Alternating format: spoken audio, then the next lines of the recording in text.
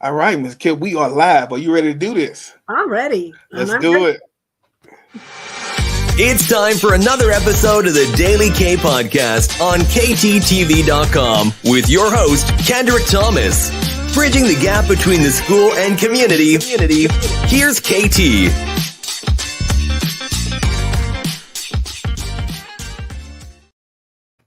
What it do, KTTV? This is KT, and I'm coming at you live with another episode of the Daily K Podcast.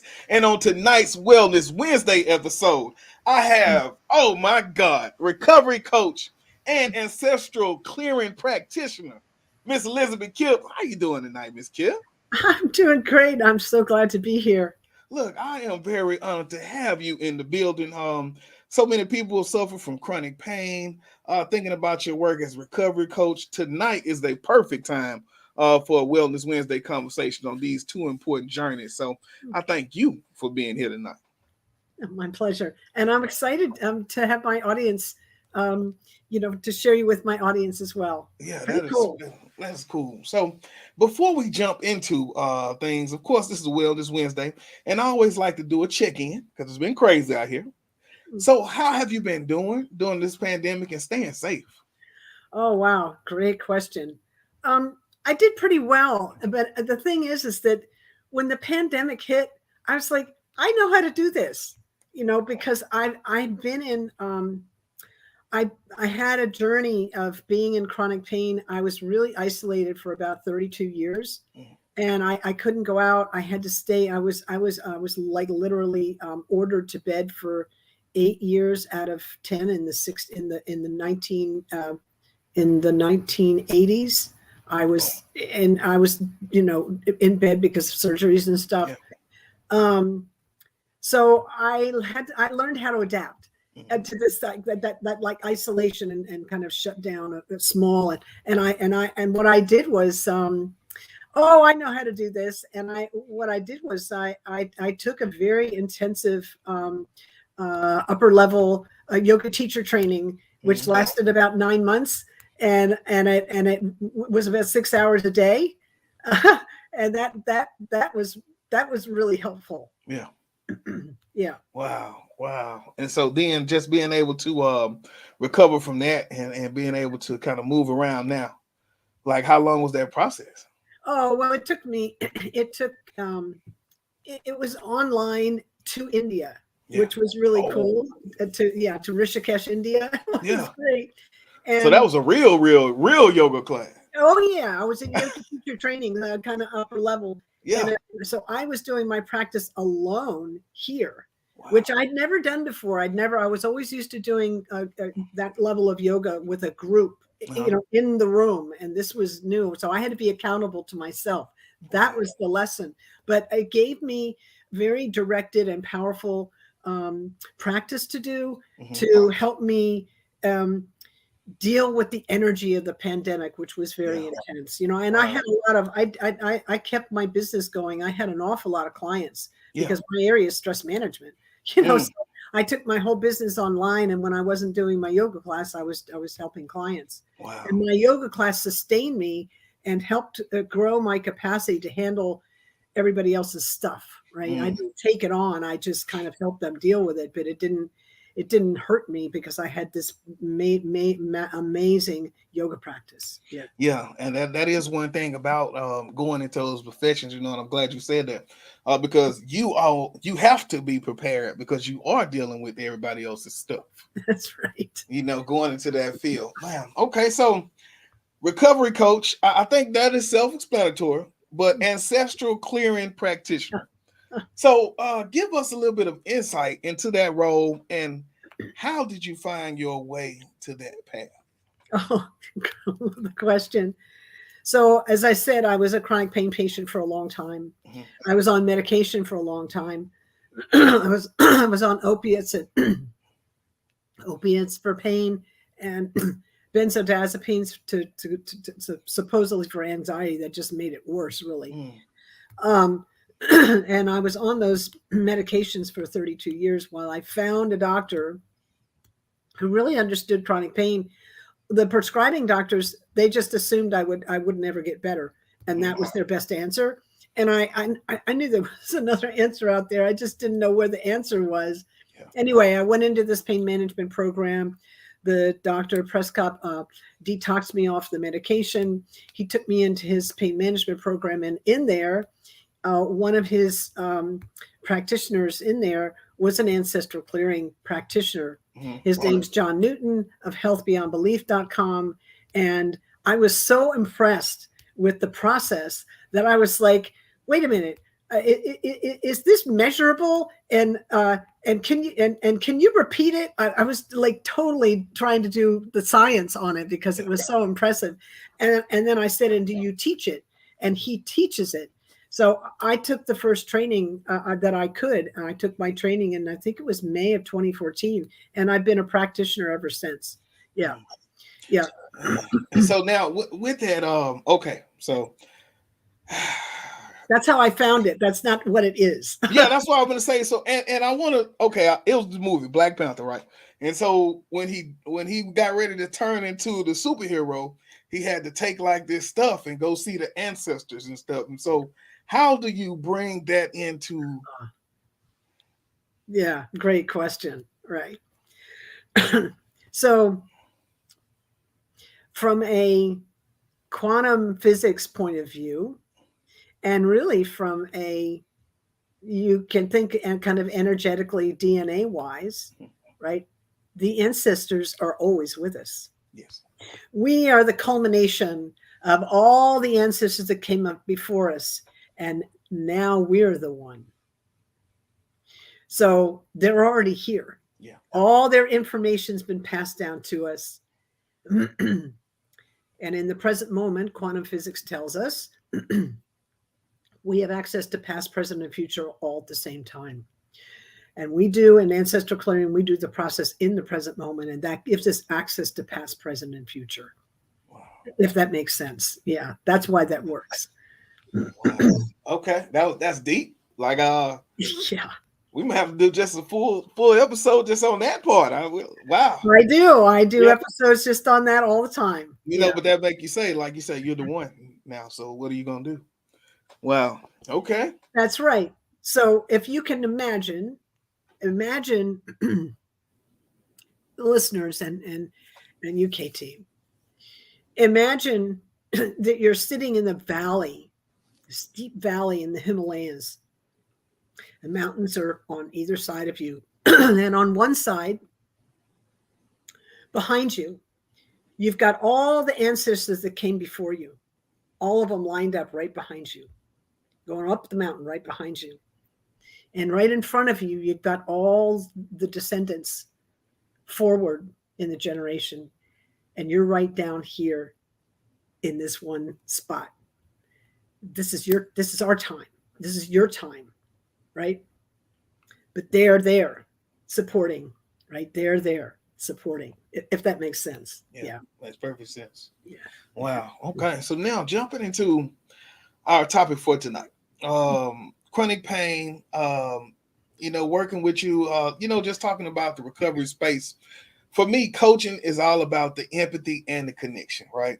And so leading into that recovery, coach, as you stated earlier, has you recovering from the meds for your own chronic pain. So talk to us about the cause of that pain or a little bit more about it.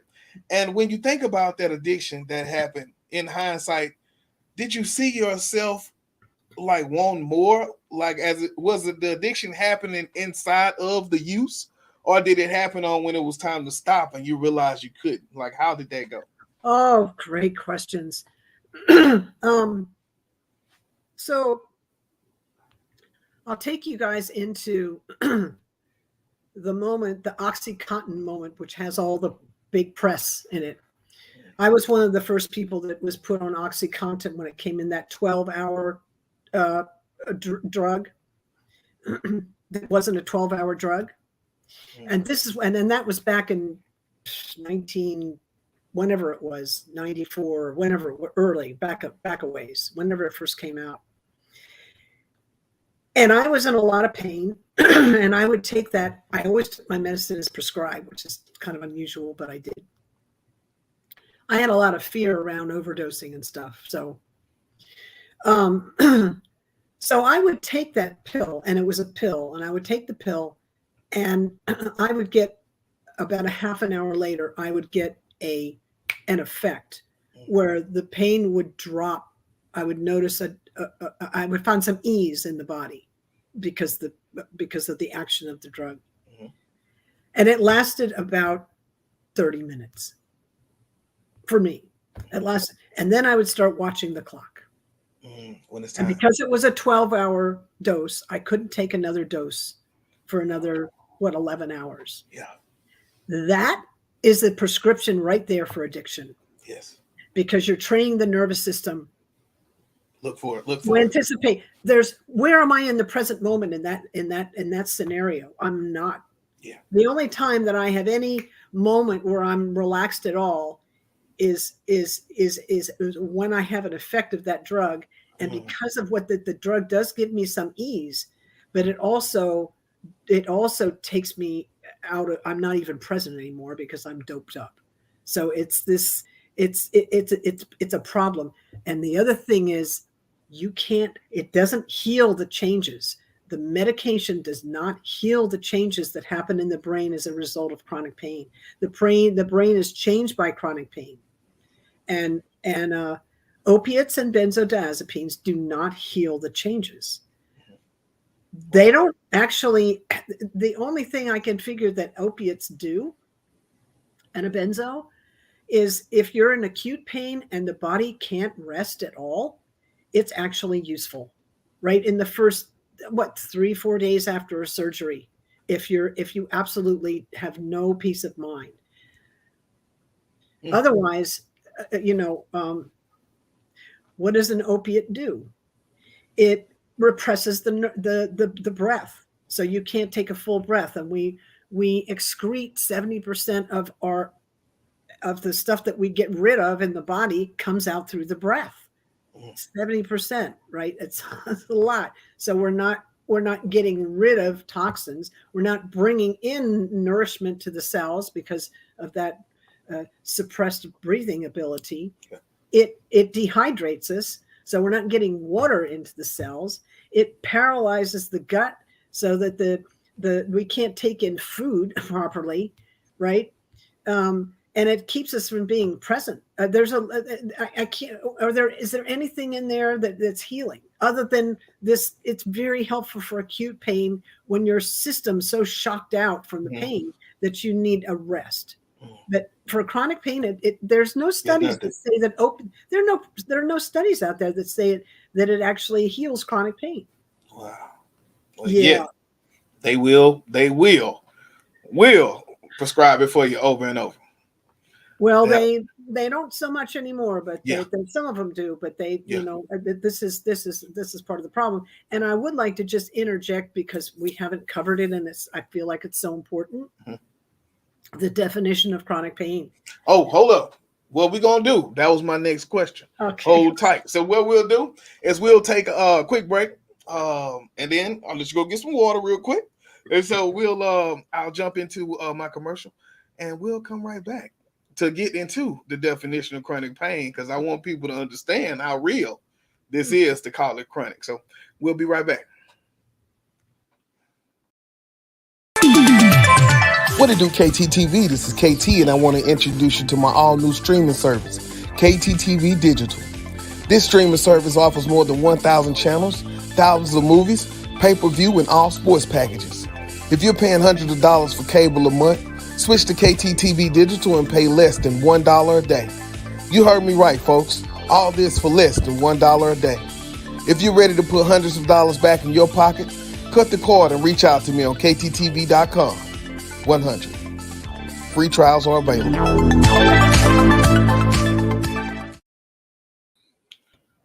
All right, we are back in the building. So now back to the topic at hand, talking about this chronic pain. So on your website, you give the definition of what makes pain chronic. So for us tonight, can you give us that? And also, as we talk about that, what are some of the most common chronic pains that you see when you work with your clients? Great questions. Thank you. Yeah. Chronic pain is any pain, physical, mental, emotional, spiritual, financial, any pain that's felt 15 days out of 30 for 3 months or more is chronic. Why is it important? Because it changes the brain. And we just talked about we need to bring modalities that heal those changes in order to heal from it. Now, what kind of experiences could you, examples of chronic pain are there other than physical? Grief is a chronic pain experience. Estrangement, divorce, betrayal, pressure at work, a prolonged illness, depression, addiction, the habit of procrastination. Maybe somebody's angry with God. They're all chronic pain experiences. The thing is, the brain can't tell the difference between a broken bone and a broken heart. It's all the same to the brain. It sends a signal, it hurts. It doesn't distinguish. So people usually think chronic pain is physical. It can turn into physical, but it's emotional, spiritual as well. So it's a complex. Yeah. And when people come to you, you think about, like you say, the business was able to go through the pandemic. What was almost the number one or top three chronic pains that you saw as you work with people following the pandemic?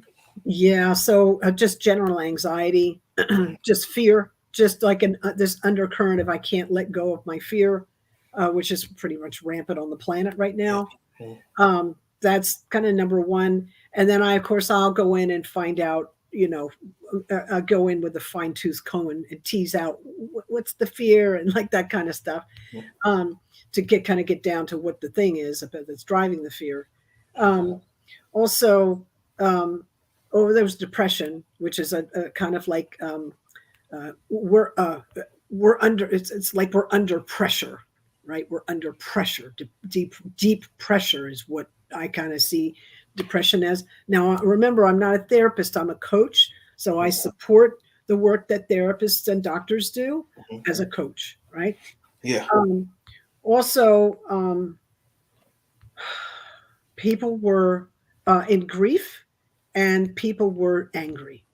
Yeah. So there was fear, grief, anger, depression. Yeah. From too much worry. So too much worry. All, like you say, all roads leading back to fear. It's all fundamental. Yeah. It's all fundamentally fear, which is an interesting job for a coach. Yeah. As because we have to work with the nervous system at that point. Because it doesn't matter how positive our mindset is if the body doesn't believe on a fundamental level. Yeah. that it's actually it can calm down. The mind, whatever we tell the mind, the body won't believe it. And I know you said I should work with doctors, therapists. So now let's say, for instance, I've seen tools online to help you self-diagnose your pain, almost in a sense. Would you recommend someone using that and come and see you, or should that path be almost go see the doctor before you even go online, then come see you? Well, I feel like we should lean on our healthcare workers, that they can suss out, they can do a diagnosis as to the source, and then I support that. So I don't play the doctor role. Yeah. Now I might come in with ancestor clearing. I'm going to come in at a different angle. Yeah. Okay. Right. So if somebody's got back pain, I'm not gonna send them in. I'm not gonna do physical therapy on them. I might, if the doctor says it's okay and their physical therapist says okay, I'll take them through a gentle yoga class, because I'm qualified for that. But I'll also ask them, do you feel like you're not being supported in your life? Because that shows up in the low back. That's a spiritual aspect. So I'll come in from that angle. Okay, I like that. And now, you think about the treatment for chronic pain. So we got medicine, we got therapy, we got complementary and alternative medicines.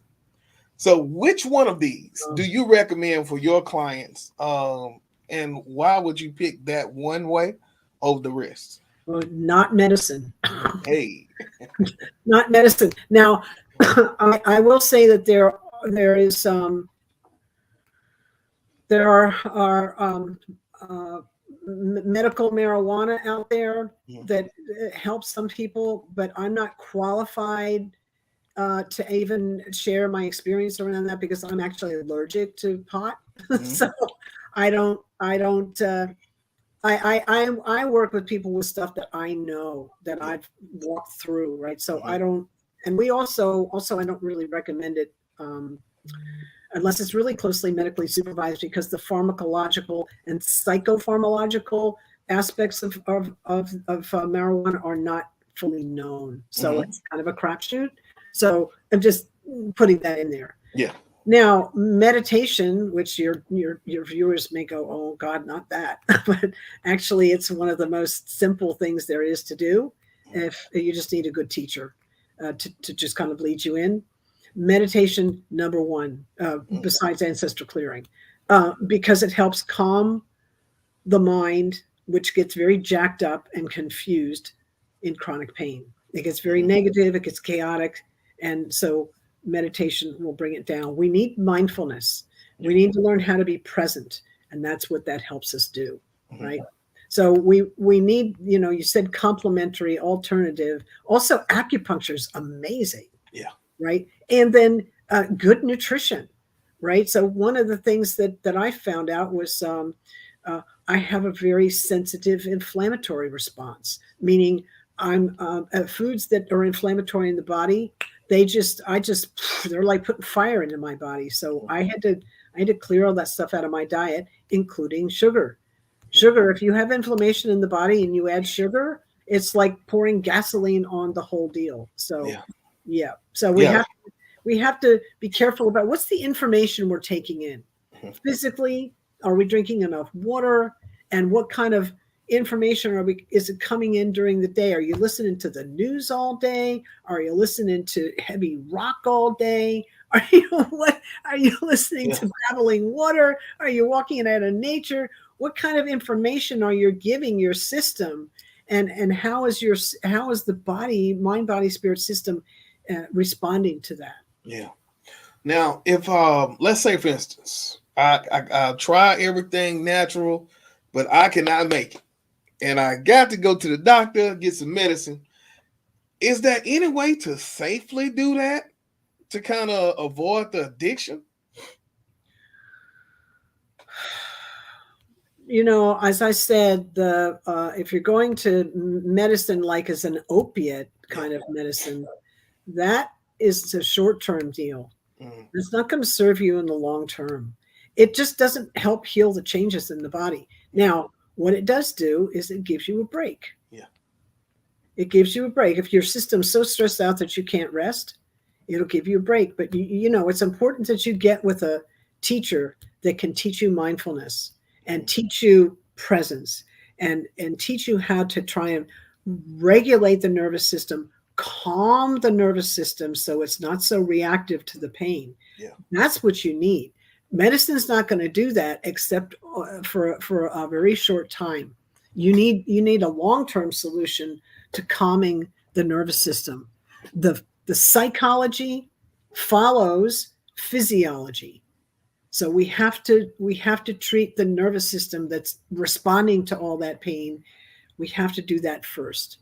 And in the chronic pain situation, it's not so much like my pain was in my low back I had all this surgery in my low back.